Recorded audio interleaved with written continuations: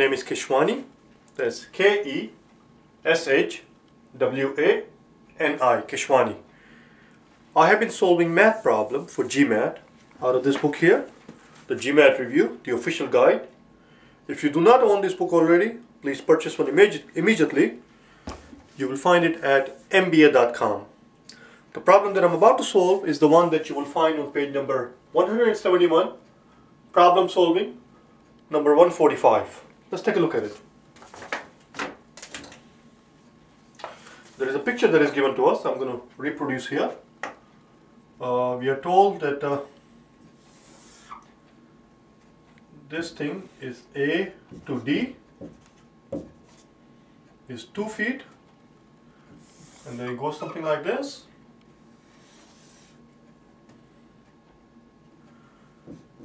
And this is B. This is not given. Just a couple of quick introduction of the terminology for those of you who don't know in math, because it might come in handy during the exam. One never knows.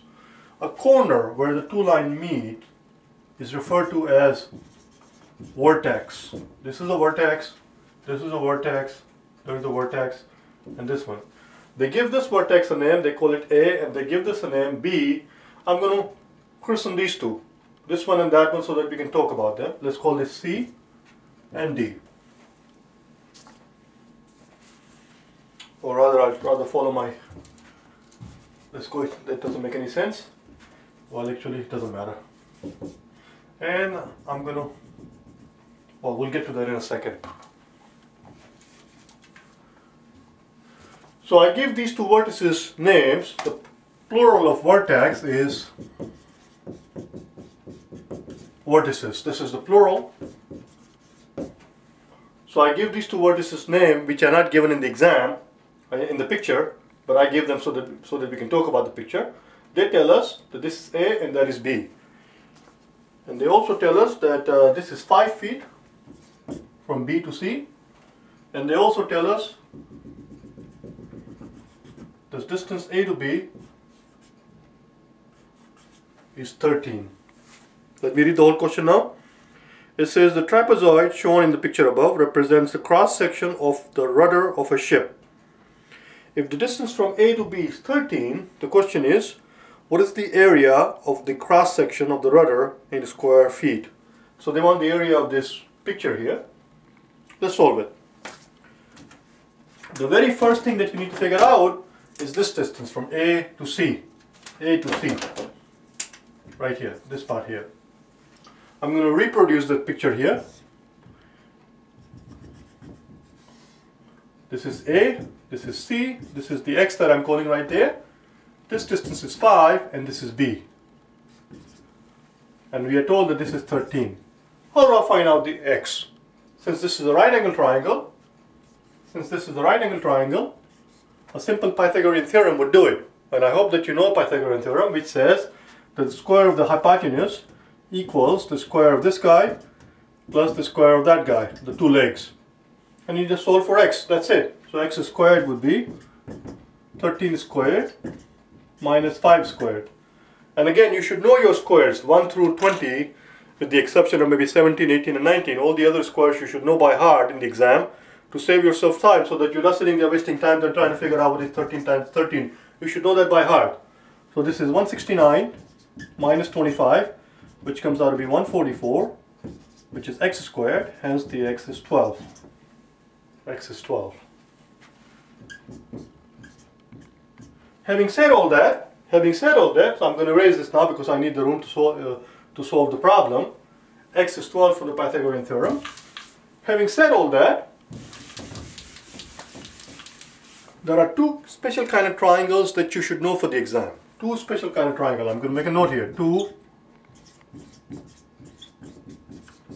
special triangles that you should be familiar with. One is what I call, what is known as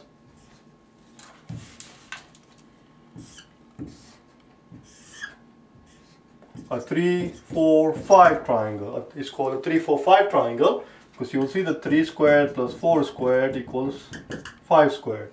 It is the only right angle triangle where the three sides happen to be three consecutive integers. There is no other triangle, to a right angle triangle, where there are going to be three consecutive integers. This is the only time.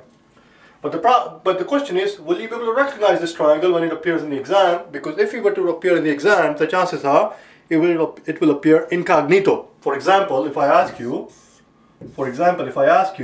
this is 35, this is 28, and if I ask you what is this, will you be able to tell me right away quickly what that is?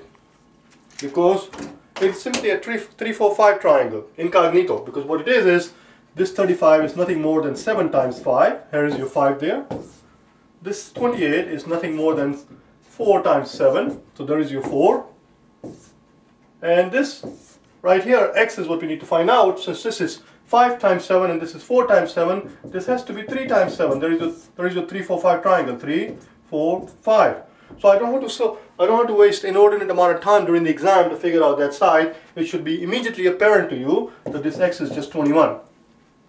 And the reason why I phrase like that it should be immediately apparent to you, it may sound very threatening and very cocky, but that is the truth. If you want to get a decent score on the GMAT, there are some basic things that you must know by heart. There are some basic concepts that you must have at your fingertips if you want to get a decent score. You do not have the time to sit there and try to figure out every single thing from scratch. There are some weapons you have to have in your arsenal. You don't want to build everything from scratch during the exam. So this is it. It's a 3, 4, 5 triangle incognito. Another triangle that you should know. There are only 2 special triangles, only 2 of them. And the other one is the one that we just dealt with, which is a 5, 12, 13 triangle. These 2 triangles appear very often in the exam. Whenever you see a geometry problem, if there is a triangle, my first instinct is to make sure that it's not a 3, 4, 5 triangle or a 5, 12, 13 triangle, because very often they are. It's a 5, 12, 13 triangle because as we did a little while ago, we saw that this is 13 square, which equals 5 square plus 12 square. Anyway, enough said. Let's solve this problem here. So I'm going to erase this line now. The only reason they give you 13, only reason they told you why A through B is 13 is because without that 13, we could not figure out the bottom side here, A to B. Now that I have the bottom side, rather A to C. Now that I have the bottom side, A to C, we don't need this middle line, so I'm going to erase this thing because it's only in the way. So let's find out the area of this thing very quickly. I'm going to draw a line like this, and I'm going to first figure out the area of this rectangle. I hope that you're able to see that in this rectangle, this side is 2, this side is 2, and this side is 12. A to C is 12. So this is basically 2 by 12. So the area of the rectangle is 24. Now I have to figure out the area of the triangle. Let's do it here. Area of the triangle. Let's give this guy a name. I'm going to call it E. And since from here to here is 2, and from B to C is 5, it stands to reason that B to E has to be 3. So the area of the triangle DEB has to equal 1/2 base times height. The base of the triangle DEB, the base is 12. We just figured it out right here. That's why A to C equals D to E. So the base is 12. 1/2 base, which is 12, and the height, since this part is 2 and we are told that B to C is 5, this has to be 3. That is the height of the triangle. That's it. All we have to do is simplify this thing.